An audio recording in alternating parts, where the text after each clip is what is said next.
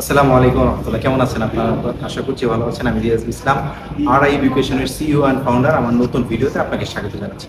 আজকে খুবই গুরুত্বপূর্ণ একটি বিষয় নিয়ে কথা বলবো, সেটি হলো যারা ক্রেডিট ট্রান্সফার নিয়ে চিন্তা করছেন, অথবা আপনারা মনে করছেন যে আপনার মালয়েশিয়াকে ট্রানজিট হিসাবে ইউজ করে আপনার ইউরোপের যে কোনো কান্ট্রিতে আপনি স্টাডি করার জন্য যেতে চাচ্ছেন, তাদের জন্য মূলত হচ্ছে এই ভিডিওটি।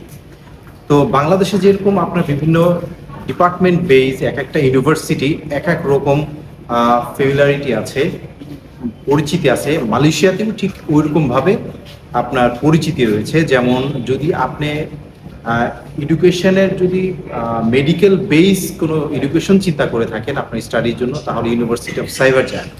এবং যদি আপনার টেকনোলজি অর্থাৎ আপনার যদি কম্পিউটার সায়েন্স এই রিলেটেড, যদি সিকিউরিটি বা এই রিলেটেড যত প্রকার প্রোগ্রাম আছে, আপনার এপিইউ ছাড়া বিকল্প কোনো কিছু নেই, অর্থাৎ এশিয়া প্যাসিফিক ইউনিভার্সিটি এর জন্য বেস্ট হবে। এবং আপনি যদি মনে করেন যে পিএইচডির জন্য আসবেন, ওই ক্ষেত্রে আপনার ইউনিভার্সিটি রয়েছে, university of Malaya, UTM, university technology Malaysia.